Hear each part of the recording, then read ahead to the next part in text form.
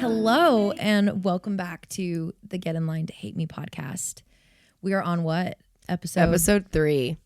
Trace. Okay. Ooh, we left off on a heater. Earlier today I said we no longer have tea. We have maple syrup. No, you said hot, thick maple syrup. Hot, thick maple syrup. And I think we have to agree on that. I have to agree. That's a pretty tasty representation of what we're doing. Okay, we left it on a bit of a banger, and the note was,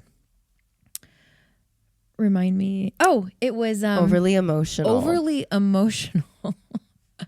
Oh wow. Okay. There is a lot to be said about this, and it's one of the reasons we wrote our song "Crying in a Cool Way." Yeah. There's a line in the song that says, "Well, I've been holding back tears like a dam that's near about to break. You've been crying in a cool way." Okay. Let's break that down, shall we? Breaking that down, what that means is my whole life, I have worn my heart on my sleeve, and I did it organically. Anything that I wrote, if it had emotion, it was a real life experienced emotion. And it was placed there on purpose. Yeah. I can speak to this. I remember watching you when she would write.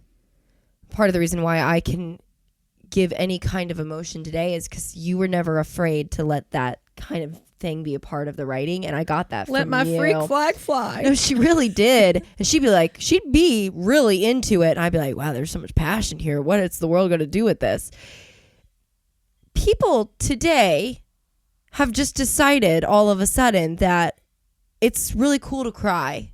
Now, all of a sudden, I've seen in the last probably 5 years, everyone has a sob story. Yeah.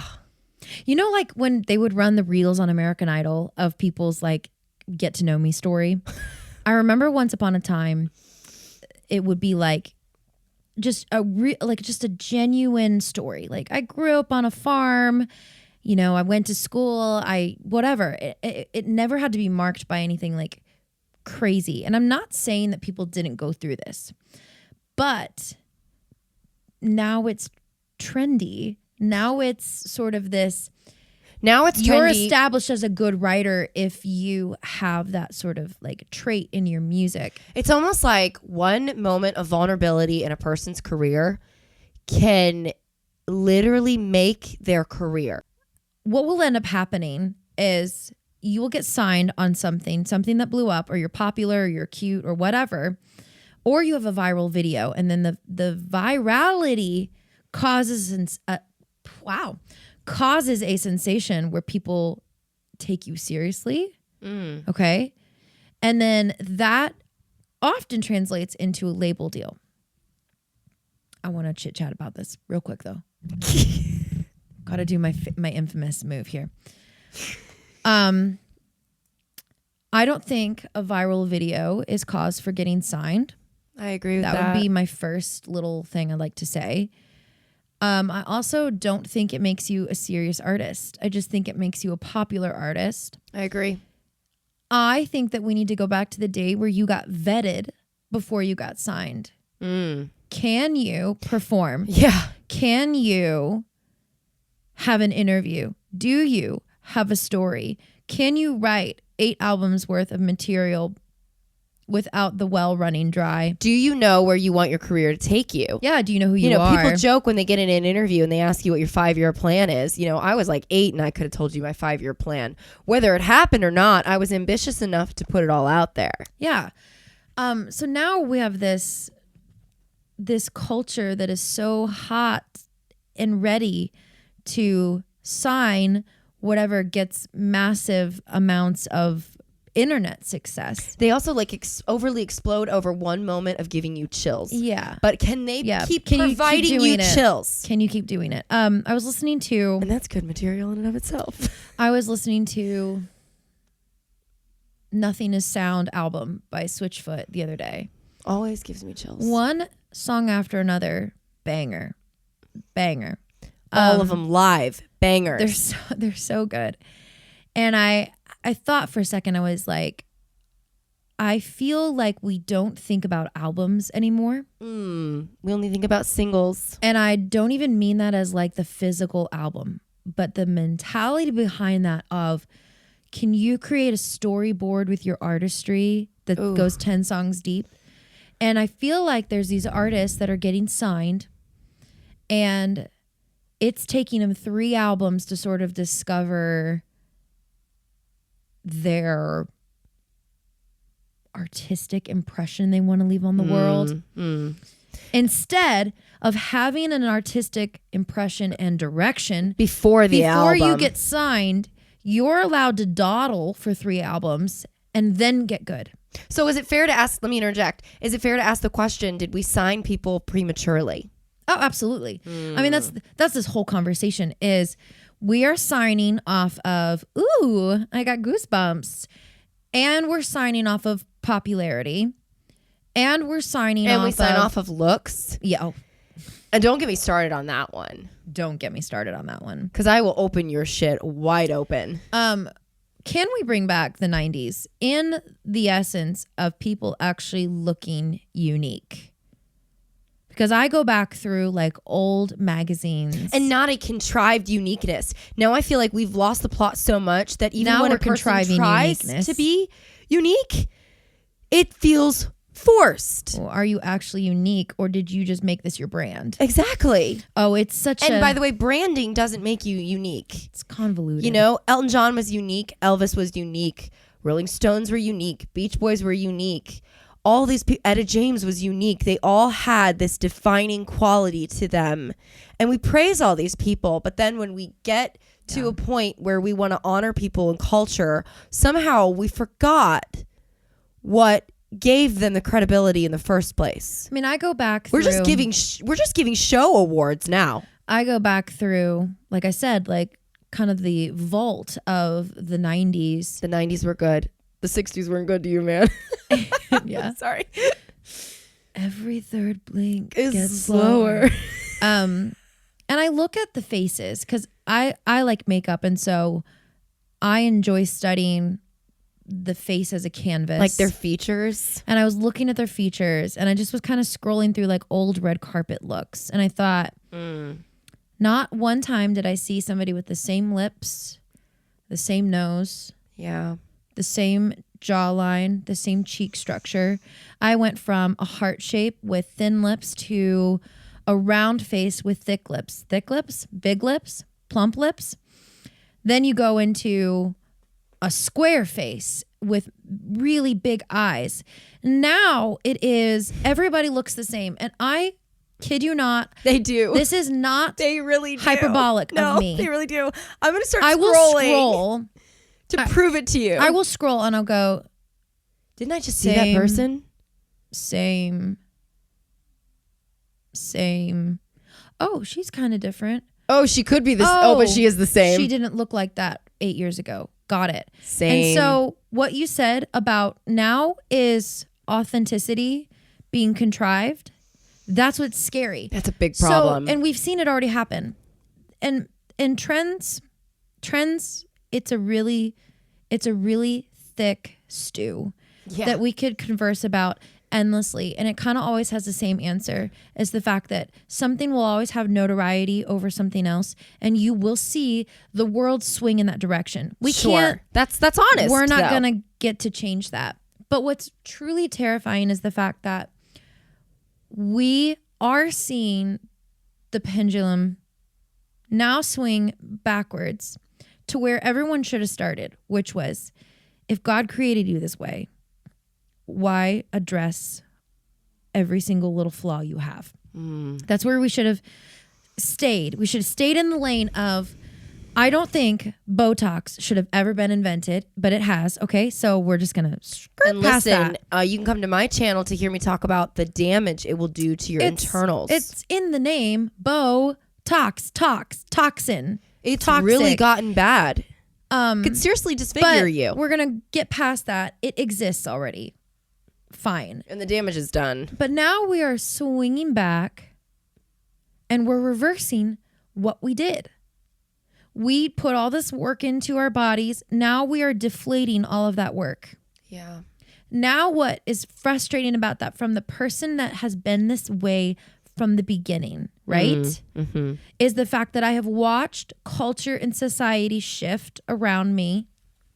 I have stayed congruent. I have stayed with my flag in the land and said, I'm not moving. But I didn't get credit for that.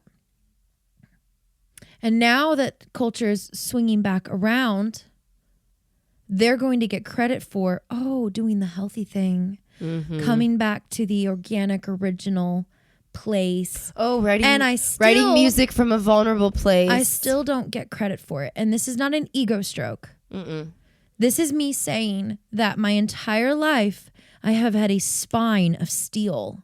Yeah. And no one has looked at me. Few people have. I'm sorry. I won't be so crazy. But few people in my life have looked at me and said, I really admire who you have been through every era of existence so far. The reason I say this, and it's going to come to the sidecar of what we started with. It is. Which is crying in a cool way. The fact is that I was bullied. I was made fun of. I got asked, after performing original songs, Kyrsten, are you a happy person because you write a lot of sad songs? That literally was a theme in my high school. That's a defining moment for sure. Yeah. They worried you're depressed and you're going to run off a building. From my peers in high school. Because I did wear my heart on my sleeve. I did write the emotional banger. I did not care to make you dance. I cared to make you feel. Because our whole life was about feeling, not dancing. I didn't get credit for it. I did not get respected nor admired from an artist perspective. I got disciplined for it.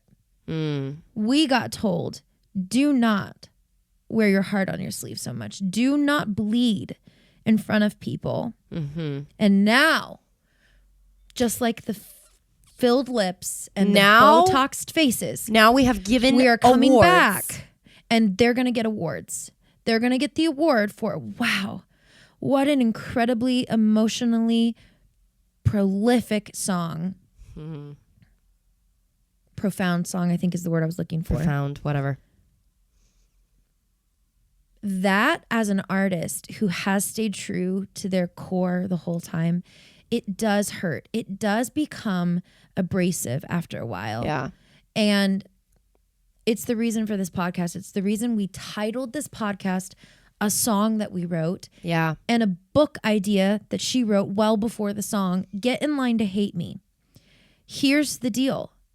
I am not going to sit here and pretend like it does not hurt to have lived this way the entire time. And then to just be hearing about it now from a group of an audience that never would have thought to live this way in the first place. And so that makes us pioneers. Yes. And the trailblazer often didn't get the credit. They credit. didn't get the credit. I was reading a history story the other day about real trailblazers, and it's mighty depressing when you read it. It is. They went through all of the hell, the travesty and the deserts and the unknown land. Yeah. And then somebody goes, well, we'll just call this Plymouth Rock and all the whatever. And then they stick their flag in it, and suddenly they're the hero. Right. You stick your flag in it. If that flag gets seen, it looks like you did the discovering. You did all of the work. And this ties into a perfect example. Yeah. We're living a real life example right now. And I'm going to spill the beans, and I don't care who this shakes in the process. This town it's extremely tough. But it also is so good at saving face. And it has been for years. It has been very good at... I gotta sneeze.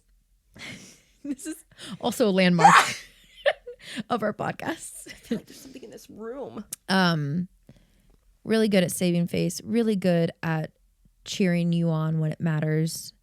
And then not being there in the shadows. We wrote a song. It became our very first single ever.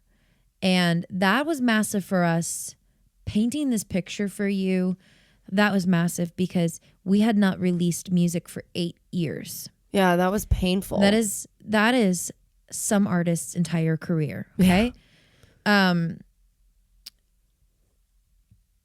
We kind of went through this drought, and through the entirety of it, the question sort of remained and loomed. Can we ever actually physically release music? Is it possible for us? And if you've listened to the previous episodes, you'll start to gather breadcrumbs along the way that inform you as to why we're talking about this. Life has not been easy. We have lived playing catch up, basically. From our dad losing the 12 jobs in 10 years, all we have done as the Roseman family is barely kept our head above water. Mm-hmm. And when you do that, when you play catch up your whole life, you don't get ahead. Let me just tell you that. You don't have the other opportunities that everyone else has. You certainly don't have the money everyone else has. You don't have parents saying, hey, we want to fund your first record. Here's $20,000, $10,000, whatever. Yeah, if our parents could have funded our whole career for us, they would have bought it like Taylor Swift. That's how much my parents believe in us. So in this process, we wrote a lot of really good songs. One of the songs we wrote was about our experience as sisters. Written in 2019 on a summer night where we came back from a bar. It actually started. And I was really inspired. I'm going to just go ahead and give credit where credit goes. We'd listened to a lot of Ariana Grande at that time. For me, there was a particular melody of hers. Nothing of Exit sounds like it, but the breakdown of the way that her kind of ad-libbing and picking up and her sweet softness in it. We sat down on the bed when we came home at like 2 a.m. It was late, and out popped, You Said, I want to stay, it's the way you love me. And it wasn't even that good then.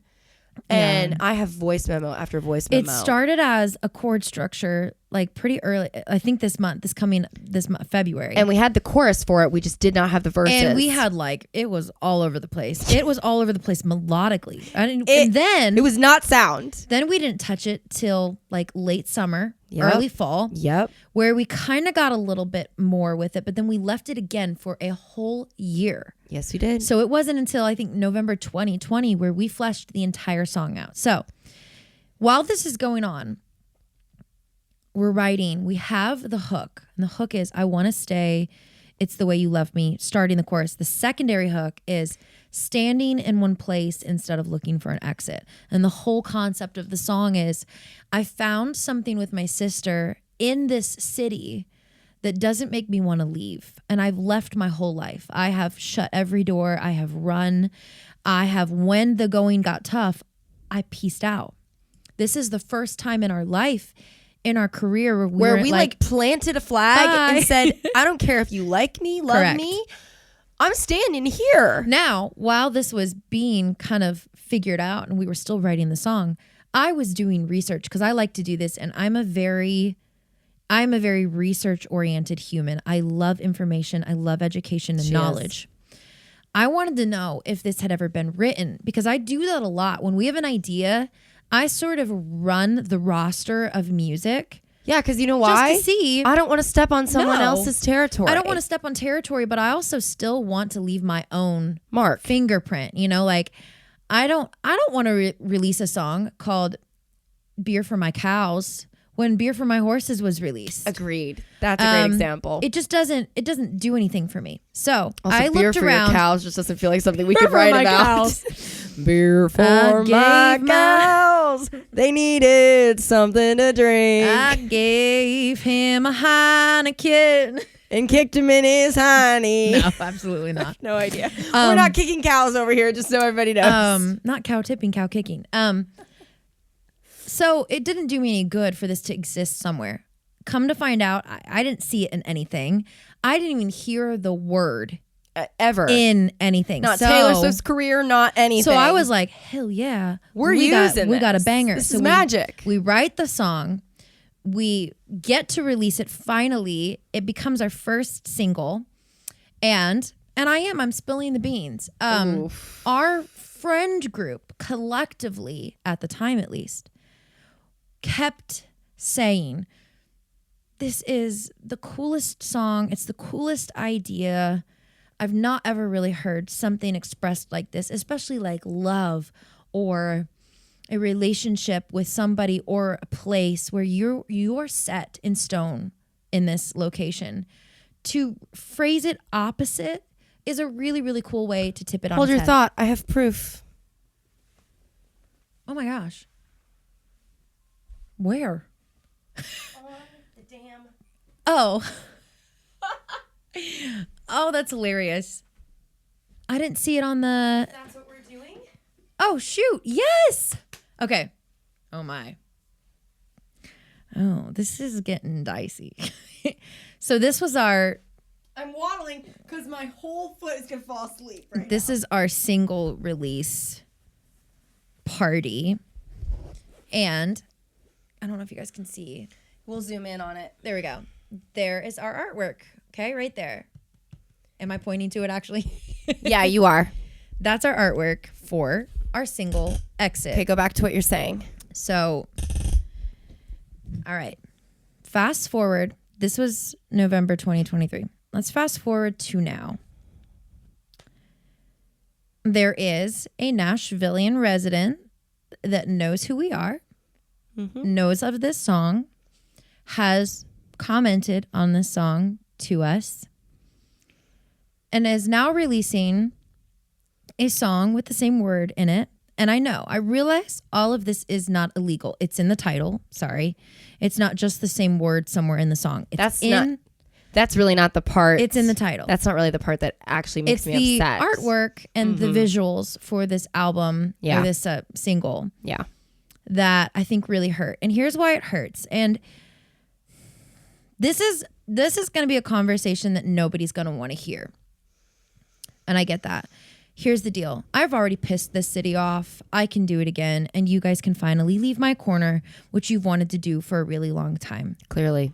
I, as an artist, understanding how intimate art is and creations are to their artists. And they're sacred. I never in a million years would have done something so eerily close to a friend of mine in this city. Yep.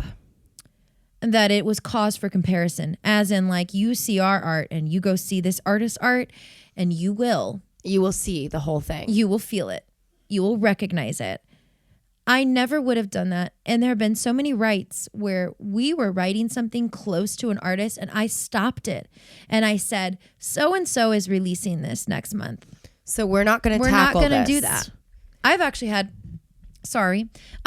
artists look at me and say it as well, where we've written with like higher up artists that are signed. Yeah. Have had a lengthy career, and they've said, hey, just a week ago, I wrote a really close idea to this. I kind of want to skirt the other way. So and we would intentionally. We have adjusted out of respect to artists. The reason I'm sharing this, it is not to be this controversial revenge-seeking person. If I was revengeful, I would write a song that was close to this song that's coming out, and I would release it a day before. That I'm not doing that. I'm talking about this because there's a principle behind this. We are experiencing paving paths that other people are going to come behind and walk automatically, and art does that. Okay, I'm not mad that there are pilgrims of this industry. Agreed.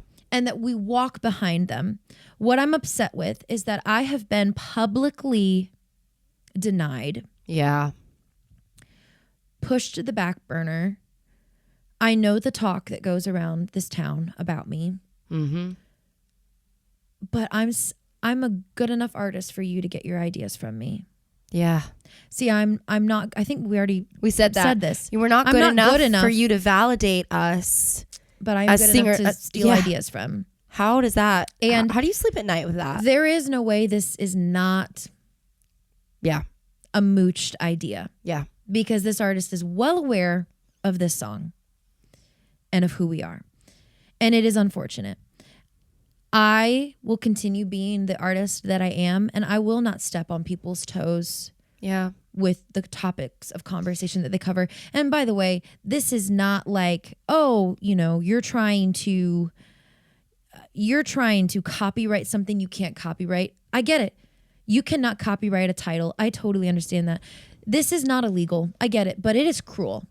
It is cruel. It is low. There was a case made with Selena Gomez and that girl on the internet. And yes. That was cruel. What that industry, it wasn't Selena Gomez. You should go look this up. I can't remember what the artist was, but it was copied scene for scene. Verbatim, scene for scene. That would be like a director copying another director's movie, the same scene. You know, you can get in trouble for stuff like that. Right.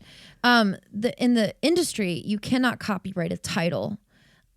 So this is why there's a ton of titles that exist. But you can copyright a visual and an idea upon like a storyboarding. Yeah, for sure. Like a guy can't come later on and develop another Pretty Woman and use the same font as Pretty Woman or even the same clothes they used. You can get in trouble for that. Yeah. It's just a really low move and shows a lack of class. My encouragement, I guess, through this podcast would be to discover how strong you are and allow really tough circumstances to take place, because it will. Mm-hmm. It will create in you an insanely tough amount of grit. And the world needs more of that. And our grit and our backbone are willing to sit here. And I am willing to experience somebody seeing me in public one day and being like, how dare you say that on your podcast? And I'm going to look back and I'm going to say, how dare you have done it in the first place? Piggyback off of my idea. And what hurts is the fact that we are not a signed duo. We have no clout, no fame, no status. Yeah, we're not. And they know that. People know that about us. We're not in that public eye in that way. People in our history, and not to get like political with this, and I'm sure that eventually this podcast is going to get political, but our history is a really despicable history in regards to music, because the disadvantaged, they have been disenfranchised. Yeah, they have been defrauded. And you see it when you find out the history of black rock and roll. Yeah.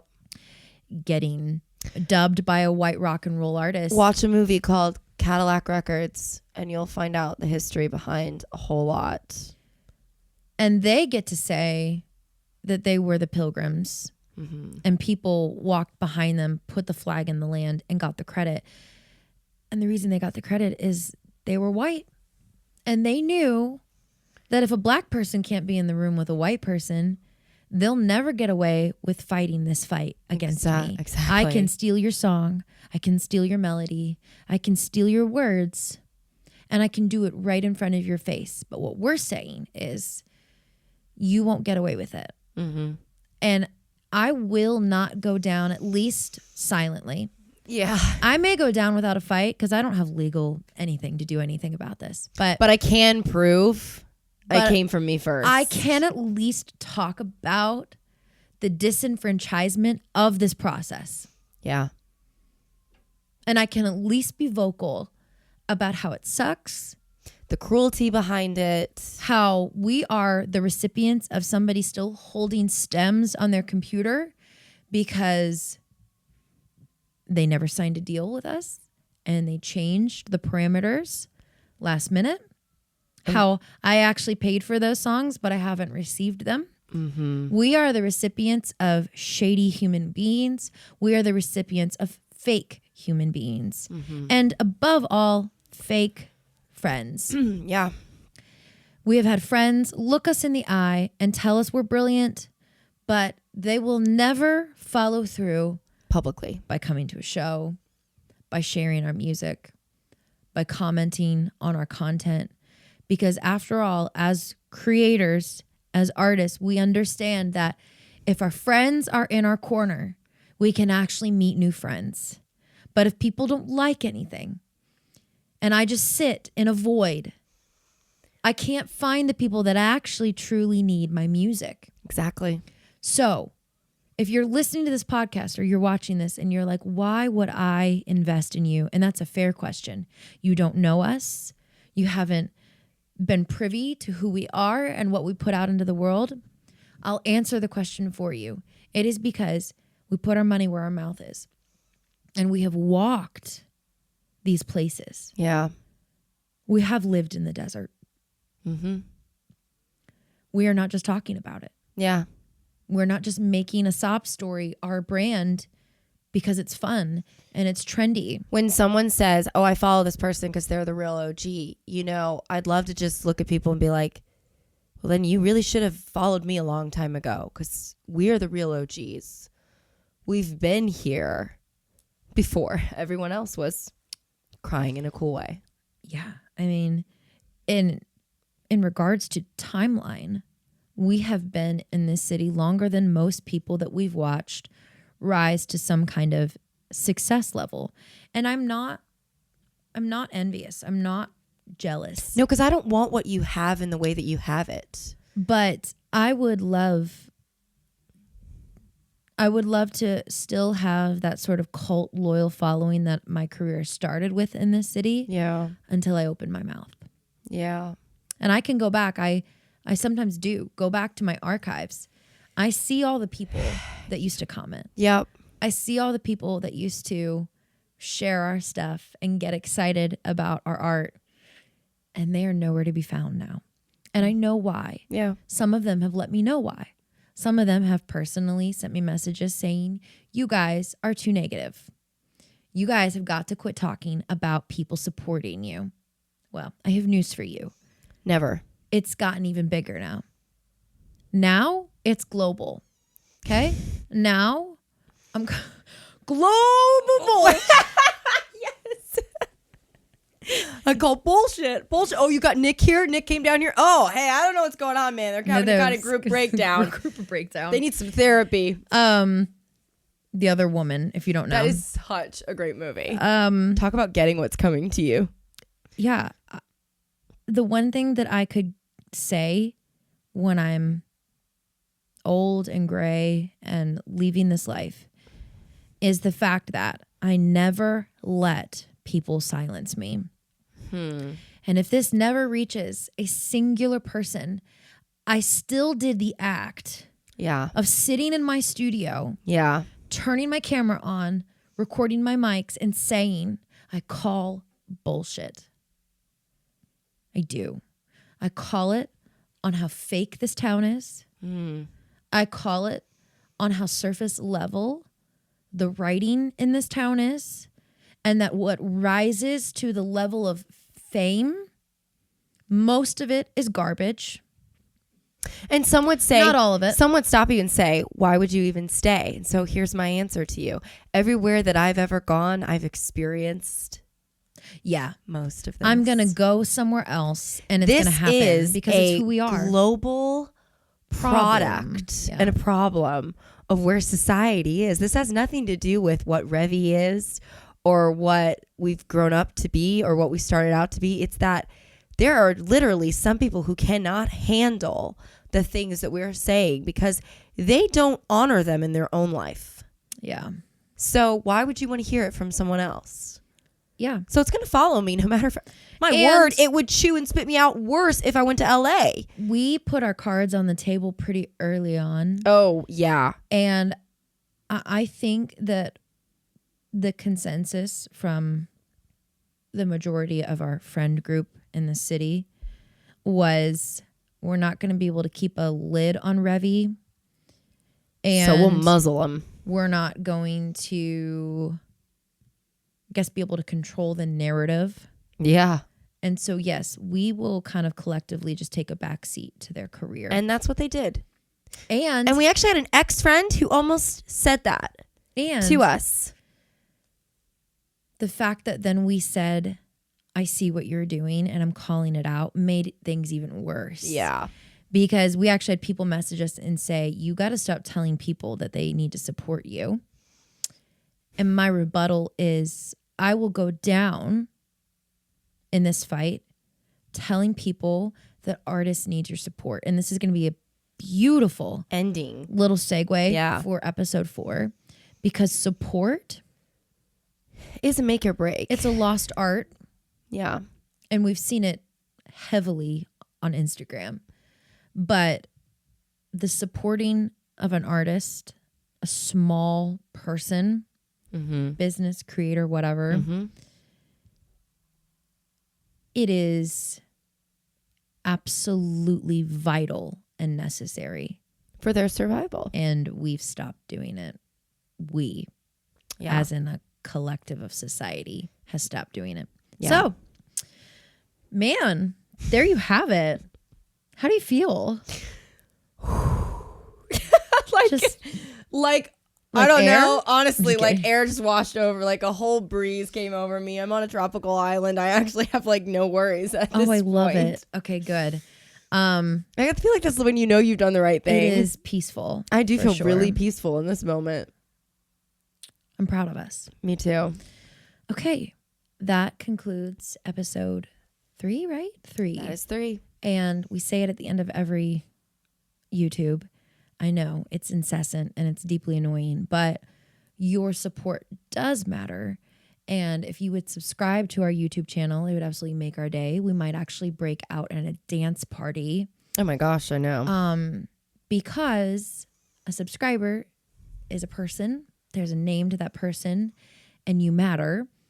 And us affecting you in some way with our experience, our story, that matters to us. Yes. Not only that, we are releasing this podcast here, but we're also releasing music. And if you want to know anything about us, this is the perfect place to do that. So hit the subscribe bell, the notification icons, all of that. Good stuff. And we will see you on the next one. Bye.